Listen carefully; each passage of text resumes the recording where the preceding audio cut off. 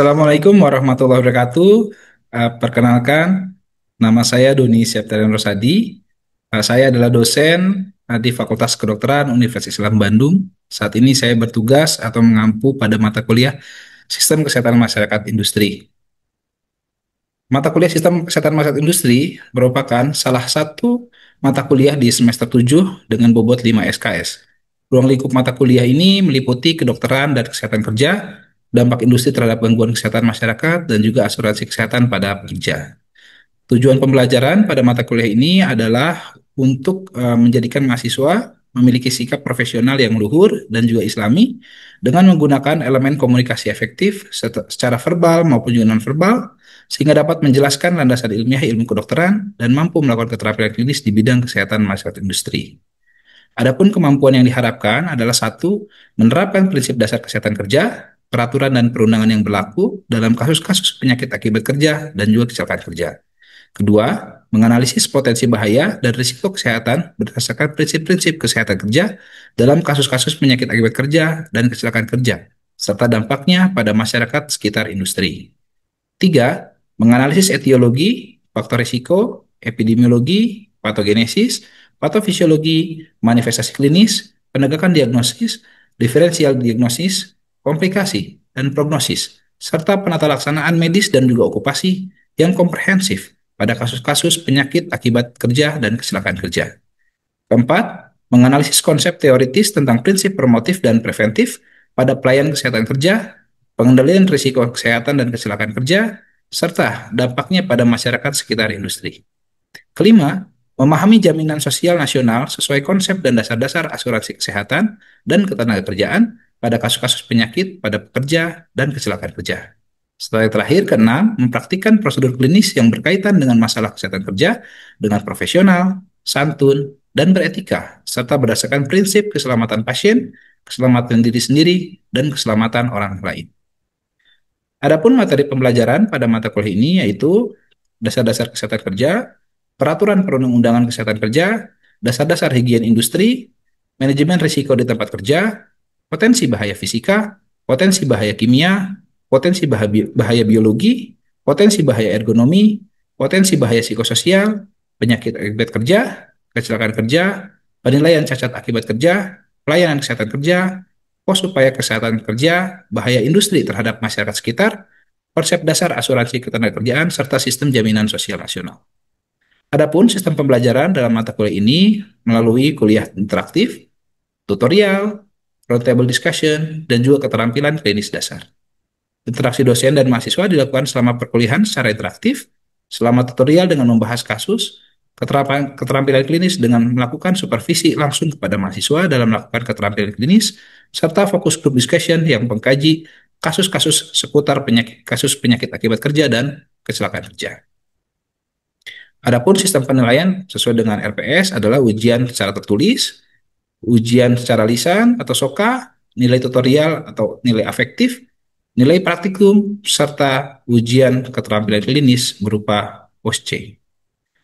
Demikian penjelasan umum terkait dengan mata kuliah Kesehatan Masyarakat Industri. Selanjutnya, saya akan menampilkan perkuliahan dalam sistem atau mata kuliah Kesehatan Masyarakat Industri berupa faktor potensi bahaya biologi.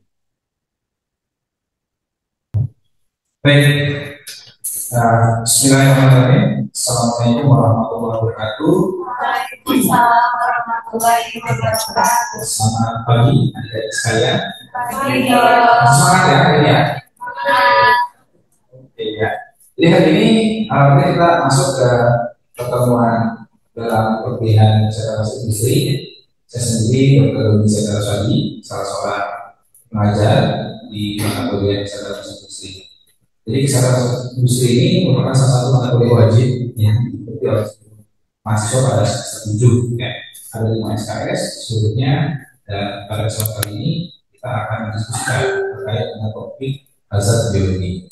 Nah, seperti materi-materi sebelumnya yang sudah disampaikan bahwa hazard itu ada banyak, ada yang masuk fisika, kimia, biologi, ekonomi, juga psikososial. Pada kesempatan kali ini kita akan berbicara tentang hazard biologi.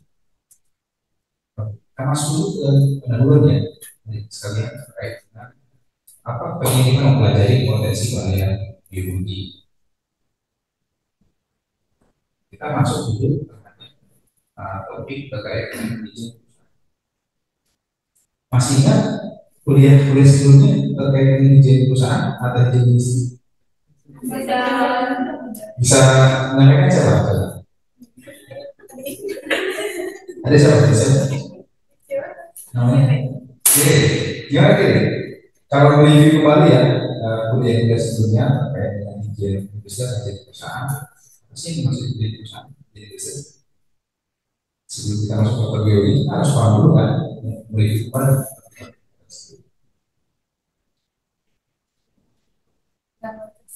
Apa? Mengukur gangguan kesehatan. Di mana? Kalau bicara izin perusahaan, izin kerja, di mana? Yang kerja. Mengukur gangguan kesehatan. Oke, yang sebelah sini. Siapa? Ini satu ya? Gimana satu ya? Punya pendapat pertanyaan izin perusahaan. Ilmu besar.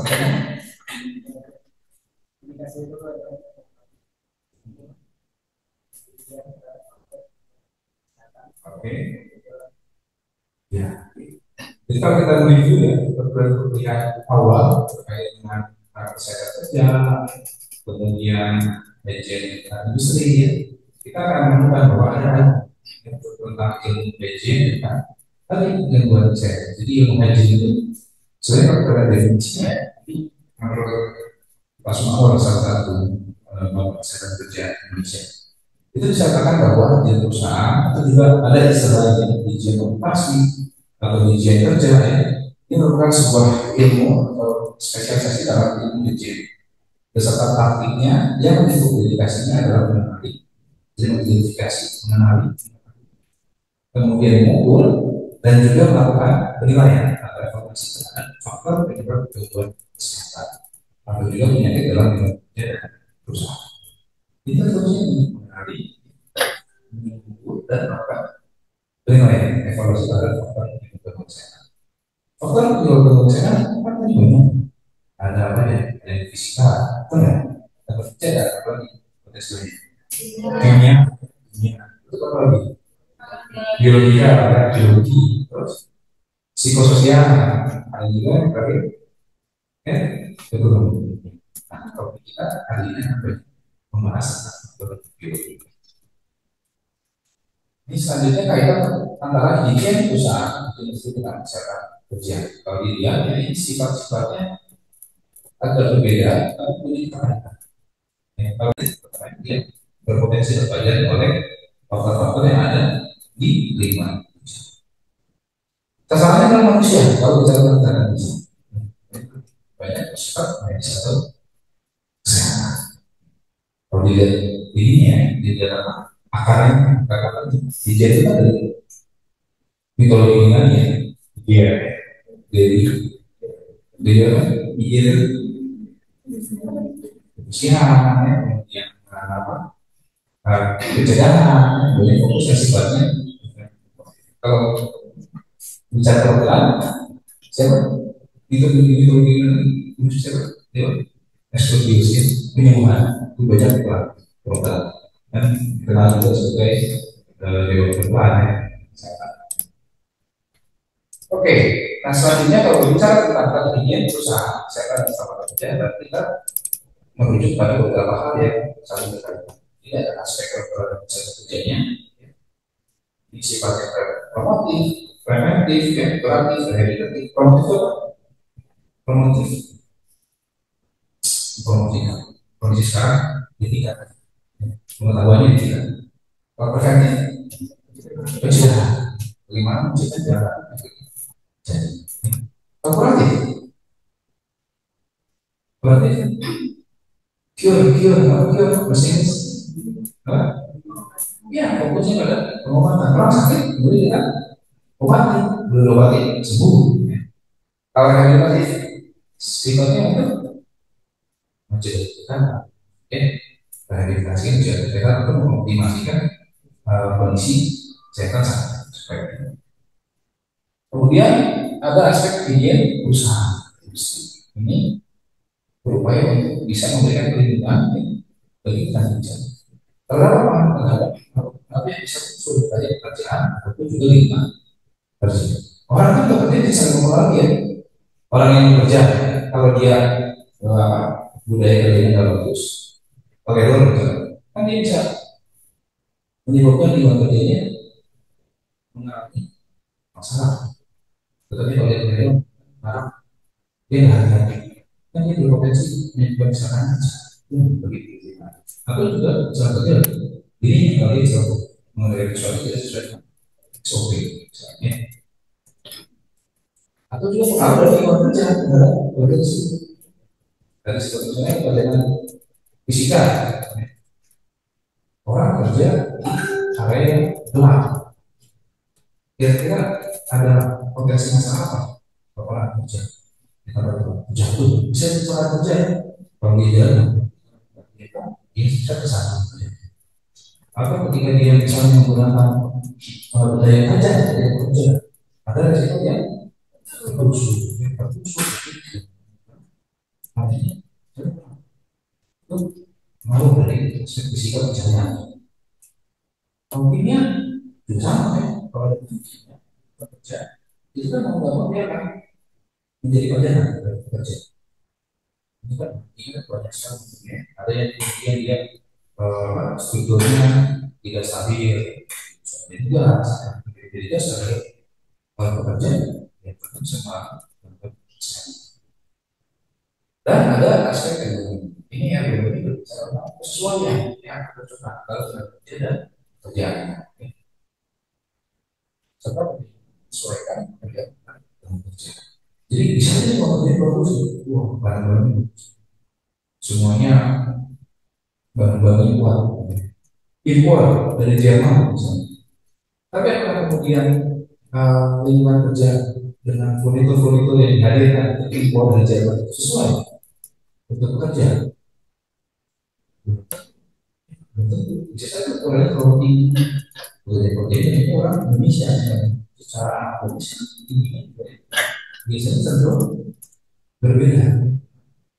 Jadi kalau di awal Mesir ya itu juga berbeda ini karena bisa mengoperasikan dengan optimal atau tidak. Nah, bagaimana kemudian menghadirkan pekerjaan yang sesuai dengan jadi sesuai dengan kalau nggak sesuai jadi masalah meja terlalu tinggi ya kalau ini nggak sesuai ini kan jadi masalah apa ya berarti masalahnya apa oh itu masalah 50 kenapa kita banyak yang tahu nih sakit pinggang contohnya itu oh kerjanya meja ya kemudian aku kursinya bisa kursinya ada penyandang ya. Jadi dia kan berusaha bertahan ya, dalam waktu atau durasi yang lama bisa aja keluar jadi dengan muncul problem evaluasi juga dengan kerjaan seperti tadi definisi awal identifikasi mengenali kemudian mengukur atau upaya melihat ini kalau bicara tentang bagaimana kita mengobservasi lingkungan kerja jadi orang kira DC apa sih tidak di situ karena AI rasa jadi mengidentifikasi potensi bahaya potensi bahaya coba bisa di sini ini termasuk di dunia beberapa kali tes assessment adalah yang namanya assessment berarti pengukuran terhadap risiko. Ini kan kalau ada potensi bahaya, dia menanggung risiko ya. Mejanya tidak ergonomis. Ya. Risikonya apa? Pekerjaan itu mengalami gangguan jadi tinggal bagian bawah. Tapi di bawah sangat. Dan yang terakhir adalah upaya penelitian Indonesia kontrol. tulis dulu ya. Coba dari mahasiswa yang perhatikan. Ini satu lima kerja. Wajar ya, kita sering lihat di orang itu sibuk-sibuk ya. Jangankan dan kita lain sekali kita juga kalian berarti orang beraktivitas ya. Sekarang kita ini berusaha duduk sebagai seorang pengamat. Beda hal kalau lagi kerja karena nggak lihat sibuk atau fokus dalam pekerjaan. Coba ini ada lihat sebagai seorang pengamat ya. Jadi di bekerja ini ada masalah seperti perempuan dan ekonomi ini ya. Risiko apa nih? Bisa jatuh ya soal kerja. Terus apa lagi? Yang mana? Ini. Oh ya, cangkir tumpah ya. Ini kalau basah, licin kan? Kalau licin bisa keset jadi gitu. Oke, lagi deh. Jendelanya ada penutup ya. Itu pajak silang matahari langsung. Masalahnya kayak gimana? Bisa cancer, betul ya, bisa cancer. Ini kan perpanjangan sinar matahari ya. Kira-kira suhunya panas tidak sih? Panas. Jadi masalah nggak buat kerja? Bisa menjadi masalah kerja. Berarti kan suhu tinggi. Ada risiko-risiko dalam kondisi yang cukup ekstrim. Dia bisa dijelasin nggak? Bisa. Kalau terlalu panas bisa dijelasin. Mana gitu? Lagi belum yang ini. Ini. Oh iya, lempar barang ya. Kalau lempar barang kan dia bisa beresiko jatuh. Ini barangnya bisa juga mengenai pekerja lain. Yang menyebabkan kecelakaan juga. Bisa terjadi benturan. Oke, karena kita ya. Ini juga ya. Ini kan tumpah ya. Tumpah ya, kotor bisa juga. Kalau dia licin bisa juga menjadi potensi cara kerja. Apa lagi? Ini kenapa ada ubah itu berat? Oke, terus apa lagi? Lapang panahnya itu gimana? Tertutup ya? Dia bawa barang berat, ya. Kemudian lapang panahnya itu gimana? Ini kalau dia nggak hati-hati bisa terjatuh barang yang numpang kaki sepatutnya. Mana lagi? Siapa yang ini? Udah, yang kepala ini apa nih? Oh ya, ini apa ya? Misalnya ada barang yang rusak di rumahnya Oke. atau stres penuh Oh ya, sehingga stres kerja ya. Deadline banyak. Oke, mari kita baca buku kenapa? jangan sampai baca buku tapi dia tiba-tiba Betul dia jalan, lihat buku, tapi dia jalan ya. Dia nggak fokus terhadap jalur dia jalan. Karena depannya ada tempat sampah, dia bisa sampah. Dari gambar yang sederhana saja kita bisa menemukan banyak masalah ya. Ya kalau kita mereview buku sebelumnya ya. Jadi kita sebagai nanti menjadi dokter, kalau kita sedang di perusahaan, kalau pasti kita harus potensi-potensi lain yang mungkin ada di Indonesia. Oke, kita sekarang lebih fokus pada faktor biologi ya, sesuai dengan mata kuliah kita hari ini. Apa sih yang dimaksud potensi bahaya biologi yang atau hazard faktor biologi? Yang ini kenapa? Atau sebelumnya kalau membaca gitu, loh hazard biologi itu bakteri. Kalian tahu kan? Memperoleh kemampuan dari surat kita. Kemudian karena itulah maka berupaya berbagai upaya pencegahan dan padahal tidak hanya biologi, tikus gimana? Potensi dari itu enggak? Ini nanti bisa juga menjadi faktor ya pembawanya. Betul? Ya. Ular berbisa. Faktor biologi kita sudah lanjutkan. Karena kalau dia bisa, kalau dia kemudian menyerang ya atau sedikit pekerja memasukkan bisanya, berarti cuma dia bisa kata tidak bisa. Jadi kalau tidak dikasih ada potensi, maka harus di pernah lihat di video ada tenaga profesional melakukan yang lain yang mengevakuasi hewan-hewan ya, membaik membahayakan ya sebenarnya. Tapi karena ada kualitas lain maka perlu dievaluasi. Kalau bisa kita positif itu kita mau hidupannya sendiri tanpa tidak tepat. Kemudian perlu dievaluasi. Nah, ini kan teori universal. Jadi ini ada beberapa leveling ya. Ada dari level 1, 2, 3. Kalau level 1 ini biasanya udah memiliki risiko rendah dari manusia maupun dari lingkungan. Kemudian masuk level biasanya level 2. Ini biasanya menyebabkan penyakit pada manusia. Tapi risiko cenderung lebih rendah. Ini adalah level 1. Salmonella ini bisa menyebabkan apa? Salmonella ini di apa itu tifoid tifoid juga memang tifoid sebelum memang kemudian juga ada biosafety level 3 ini pada bentuknya memang serius ya pada manusia dan memperoleh yang namanya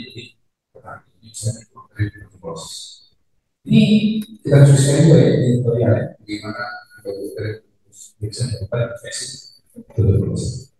Dan biasa kita coba ini bentuknya sangat berbahaya dan dapat menyebabkan penyakit yang sangat serius. Misalnya virus Ebola, virus AIDS, itu kan kondisi sangat berat kalau misalnya dialami oleh manusia. Nah, seperti itu penggolongan padanan biologi. Kalau kita lihat ini padanan biologi bisa yang sifatnya alamiah, ya, bisa yang diakibatkan kerja, dan ini bisa padanan biologi pada lingkungan kerja. Bedanya apa? Kalau pelajaran biologi alamiah, misalnya pelajaran biologi yang salahnya berarti wilayah lingkungan tempat kerja yang banyak menyebabkan sekarang pada masyarakat di tempat tersebut. Ya. Jadi sifatnya dia alami saja, umum, nggak harus pada tertentu. Ya. Tapi wilayah tersebut memang banyak kasusnya, ya. Tapi juga kalau misalnya malaria pada daerah misalnya usia tanah dia nggak harus kerja seperti itu ya. Dia nggak kerja itu bisa tetap malaria tapi sifatnya kalau misalnya influenza orang kan nggak harus kerja tertentu kan untuk mencegah influenza saya pun bisa terkena jadi sifatnya alamiah saja. Ada juga pelajaran biologi akibat kerja. Nah kalau ini pelajarannya dia alami akibat otomatis sama langsung atau dia menghandle biologi dan kemudian bisa terpelajari kesehatan. Contohnya apa? Misalnya laboratorium, analis laboratorium, dia menghandle sampel bahan dari manusia ya, yang mungkin saja dengan itu terdapat dari infeksi. Ketika dia terpajang, dia berisiko untuk kemudian terkena ya, dari infeksi itu dan kemudian menimbulkan kesehatan. Dan ada juga yang pelajaran biologi di lingkungan kerjanya, misalnya pelajaran pertemanan di tempat kerja, maka kita tidak langsung dari proses kerja. Misalnya higiennya adalah kita kerja di satu industri, ternyata proses kerjanya nggak bagus, budaya budaya menjaga kesehatan itu terjadi juga nggak bagus, ada sampah dia buang saja. Kan nanti ketika sampah itu tidak di handle ya kembali yang baik, kita sudah nah, ini kan bukan bagian dari pekerjaan dia, tapi dia berpotensi mengandung kesehatan kita tidak bersih, tidak terkelola. Kan kalau tadi yang nomor 2 itu kan contohnya pekerja harus mengambil sampel yang potensi. Tapi yang 3 ini dia umum saja yang menjaga higienitas bisa tercemar dengan budaya.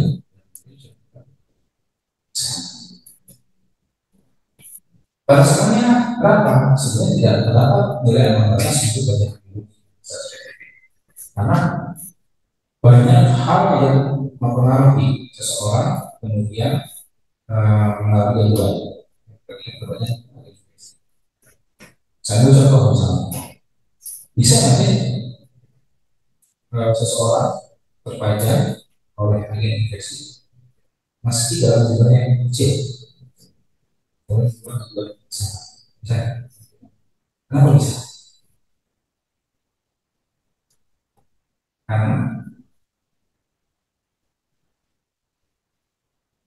Karena juga dibantu ya, bisa waktu itu banyak ambil sampel kan.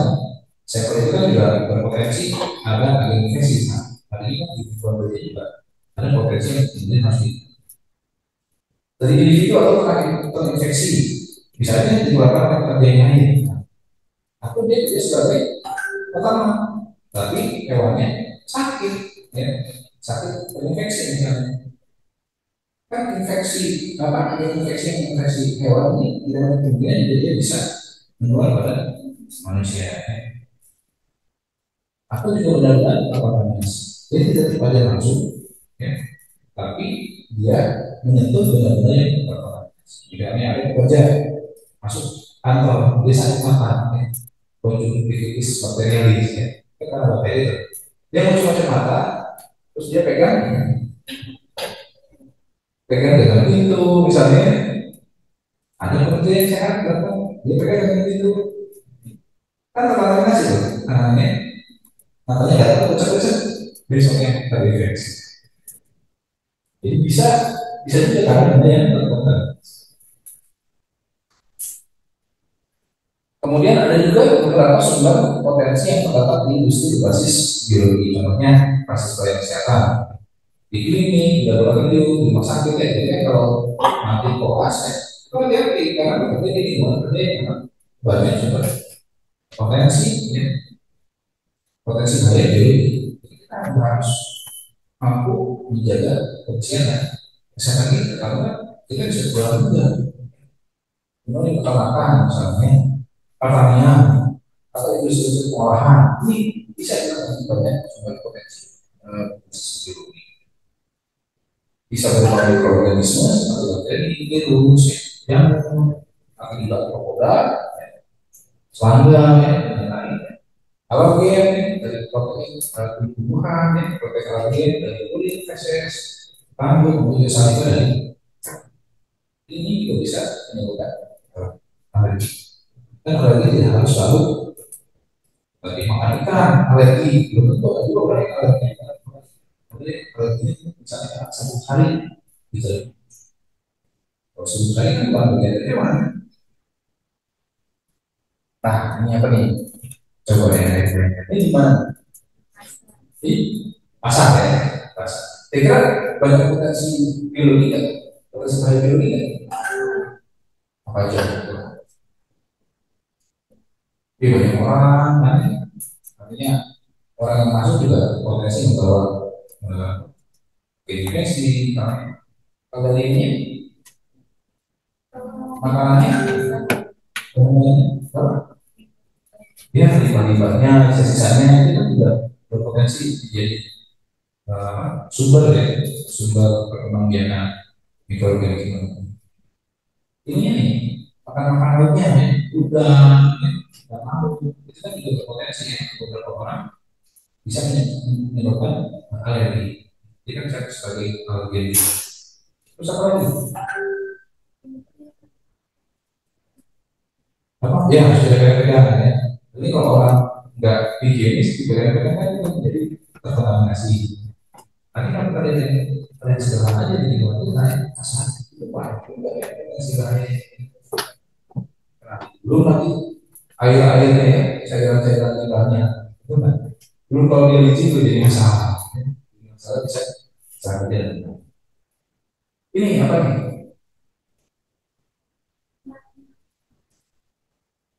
Oke. Tapi pengolahan bahan, ya bahan utamanya udah, ya. Nah kalau berapa orang udah ini bisa jadi kalau ini musim lebaran.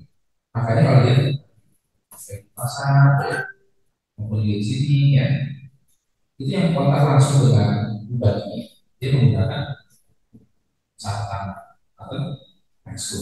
Untuk apa?